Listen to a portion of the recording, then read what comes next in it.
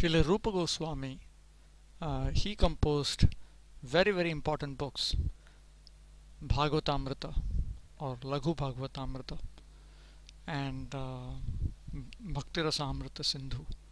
These are very important books. He also wrote a collection of poems which were published together, put together and published by Srila Jiva Goswami. Stavamala. He wrote several very important works. He wrote some dramas which were directly approved by Lord Chaitanya Mahaprabhu. Many important books. Sri Sanatana Goswami, the elder brother of Rupa Goswami, he wrote absolutely amazing books. Brihad Bhagavatamrita. He also presented the Haribhakti Vilas. He wrote Dashama Tippani. Dashama Tippani is a commentary on the 10th canto of Srimad Bhagavatam. Very important book. Raghunath Bhatta Goswami, he used to promote the Srimad Bhagavatam. Sri Jiva Goswami, he wrote the 6 Sandarbhas, collectively called Bhagavata Sandarbha. He also wrote a commentary on the Srimad Bhagavatam, a sequential commentary called Krama Sandarbha. He wrote Gopal Champu, where he presented in chronological form the pastimes of Lord Krishna as presented in the 10th canto of Bhagavatam. Several other important books, Gopal Tapani Upanishad commentary, very important author. Prabhupada often mentioned that Srila Jiva Goswami has been acclaimed to be the greatest all-time philosopher. Sri Gopal Bhatta Goswami, he presented, he along with Sanatana Goswami presented Haribhakti Vilas, which is a guidebook for congregational householders, especially wealthy householders, where he systematically presented how they should engage in devotional service to the form, the deity form of the Lord. He also presented Satkriya Saradipika, Samskara Dipika, books on samskaras. Raghunath Das Goswami, he wrote Sri Manah Shiksha, a very important small work. And then Sri Vishwanath Chakravarti. Sri Vishwanath Chakravarti was the greatest scholar after Jiva Goswami in the Gaudiya Vaishnava medieval age.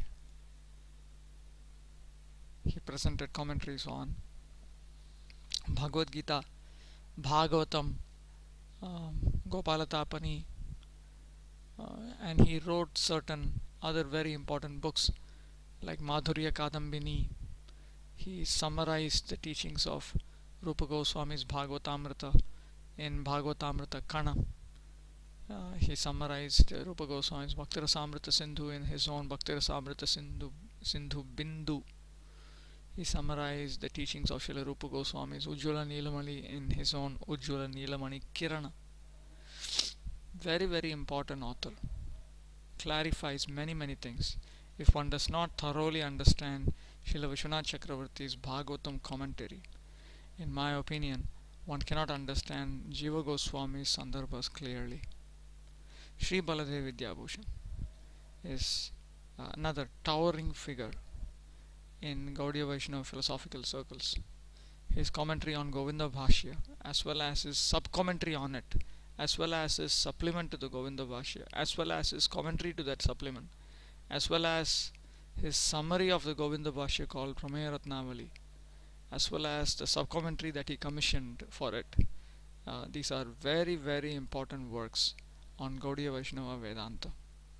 Baladev Vidyabhushan is a very clear thinker, very compressed writer, and very compact presenter. From whatever I could gather from examining his writings, he's a genius. That he's able to take the material from previous Vaishnava commentaries and put them in their proper places and repackage the teachings of Vishwanath Chakravarti as well as Jiva Goswami and Rupa Goswami and Sanatana Goswami is simply evidence of his mastery of the subject. A phenomenal writer, very, very wonderful thinker.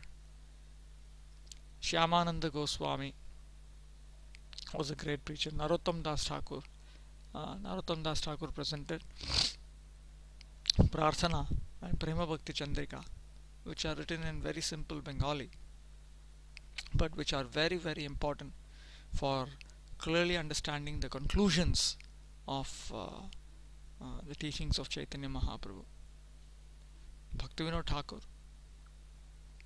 practically did the work of the 6 Goswamis and hence received the appropriate title, the 7th Goswami. As an author, he is the gateway to understand his predecessors.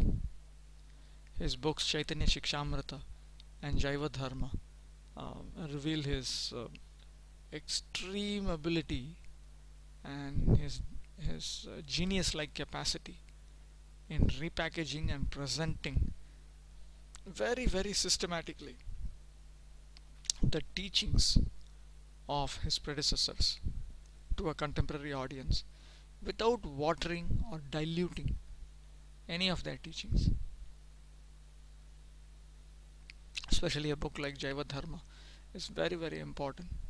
Chaitanya Shikshamrita is based on Lord Chaitanya Mahaprabhu's teachings as presented in Chaitanya Charitamrita,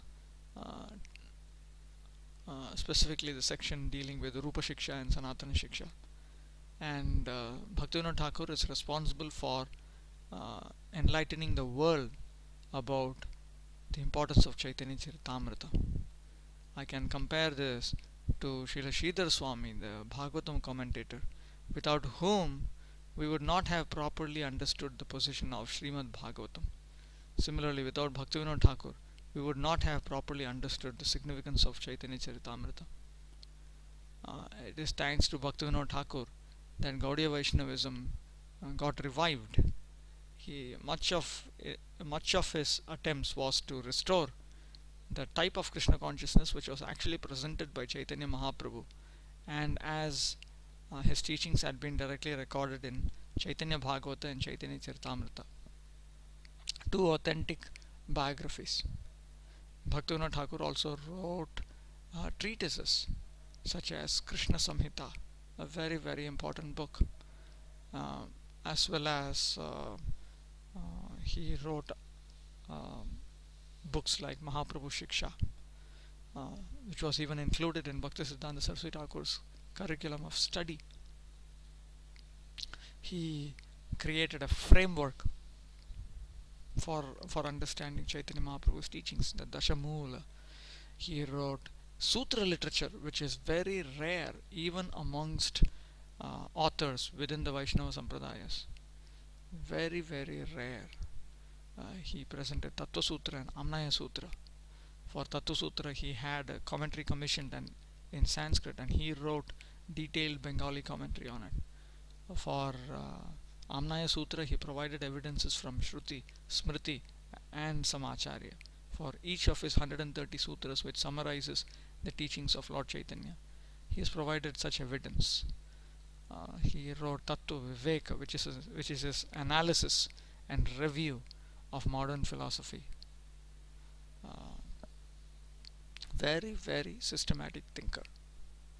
His presentation of 6 articles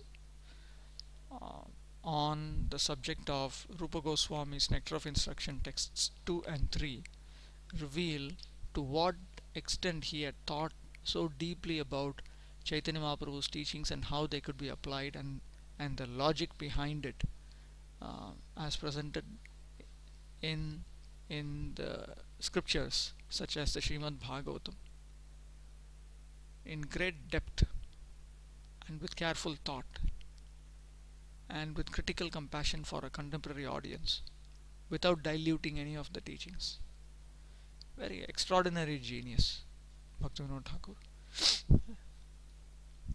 He has authored several other works. Bhagavatarka Marichimala is his compendium of Bhagavatam verses, about 1300 verses, in which he has demonstrated how Chaitanya Mahaprabhu's teachings are having their basis on on the on the Srimad Bhagavatam. Then Bhaktisiddhanta Saraswati Thakur. Bhaktisiddhanta Saraswati Thakur's writings are far too numerous, but as a sample, we can understand what he's saying by perusing his disciples' compilation of the teachings of Bhaktisiddhanta Saraswati done during his time, known as the Gaudiya Kantahara, which Bhaktisiddhanta Saraswati himself approved. It's a simple but thorough presentation of the teachings of Bhaktisiddhanta Saraswati. He wrote detailed commentaries on Chaitanya Charitamrita, like his father Bhaktivinoda Thakur. He also wrote a detailed commentary on Chaitanya Bhagavat. His magnum opus was his edition of Srimad Bhagavatam, in which he gave the Sanskrit to Sanskrit word meanings. He gave a Bengali translation. He included the entirety of Vishwanath Chakravarti's and Madhvacharya's commentaries, and he also sometimes had extracts from the commentaries of other acharyas. And apart from that, he himself wrote comments on selected verses. A magnificent edition, a truly magnificent edition, which actually deserves to be presented in Sanskrit, and perhaps even in English, in Hindi and other languages. Bhaktisiddhanta Saraswati Thakur also had Bengali scholarly journal named Gaudiya. He had a Sanskrit journal named Sajjana Toshani. In English, he had the Harmonist. He did a lot of work, and he had many more works in queue, which need to be taken up by his followers. Anyway, all of them have presented exhaustively Chaitanya Mahaprabhu's teachings, and they're truly voluminous. They cover the life of Lord Chaitanya Mahaprabhu as well as his teachings in great detail. Such literatures are all based on the Shastras like the Vedas, Puranas, Upanishads, Ramayana, Mahabharata, and other histories and authentic literatures approved by the recognized acharyas. And they are based on authentic literature. They are not simply presenting their own devotional ideas. They strictly stick to the teachings of the Vedas and literatures approved directly by the Vedas. They are unique in composition and unrivaled in presentation, and they are full of transcendental knowledge. Virachitashcharyau. Srila Baladev Vidyabhushan has described the writings of Rupa Goswami and Sanatan Goswami to be amazing writings. Similarly, if you look at the writings of their liberated followers, they are also truly amazing. Each and every one is as good as the other. You would in fact get puzzled when you have to compare them. They're unrivaled in presentation. I have seen writings of other acharyas in the other Vaishnava lines, but truly speaking, the Gaudiya Vaishnava presentation of the liberated acharyas are unrivaled, unparalleled. Unfortunately, the people of the world are still ignorant of them, but when these literatures, which are mostly in Sanskrit and Bengali, come to light the world, and when they are presented before thinking people, then India's glory and the message of love will overflood this morbid world, this depressed world, which is vainly searching after peace and prosperity by various illusory methods not approved by the acharyas in the chain of disciplic succession.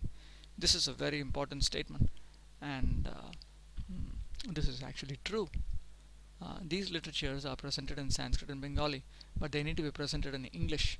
They need to be presented in other world languages, and people should understand the message that is contained therein. This can only be propagated by people who obey the teachings contained therein. But once it is done, then all living entities will be able to relish the highest love of Godhead, and they will factually attain internal peace, without which there is no question of external prosperity.